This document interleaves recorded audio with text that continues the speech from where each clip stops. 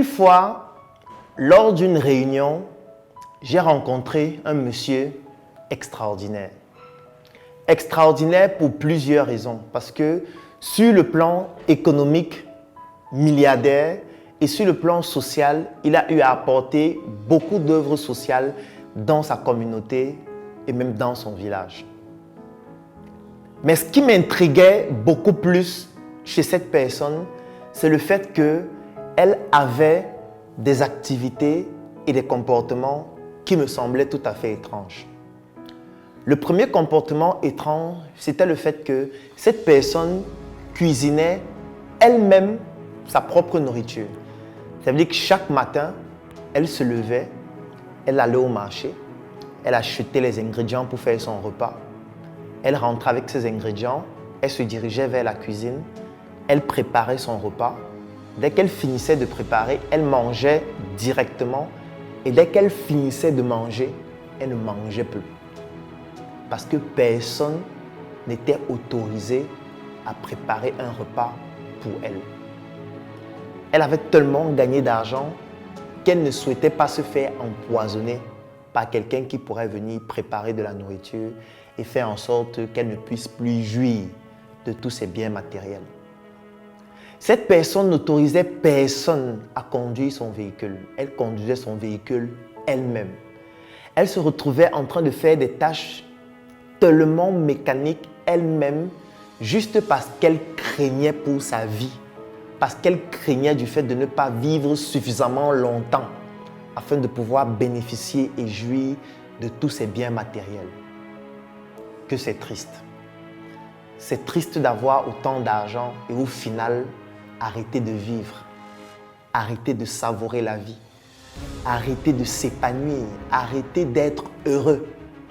Parce qu'à un moment donné, on se crée une prison, on ferme la porte de cette prison, on jette les clés et on devient donc quelqu'un de riche sur le plan matériel, de riche sur le plan social, de riche sur le plan économique, mais au final, de pauvre de manière profonde. Et là, ce n'est qu'un euphémisme sur le plan de la qualité de sa vie au quotidien.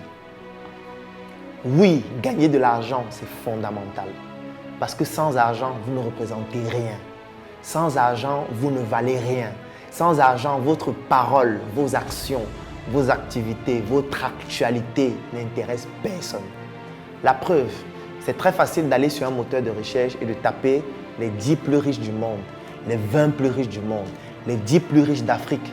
Mais intéressez-vous aussi à poser dans un moteur de recherche les mots-clés, les 10 plus pauvres d'Afrique, les 10 plus pauvres du monde. Vous n'aurez aucun résultat parce que les pauvres n'intéressent personne.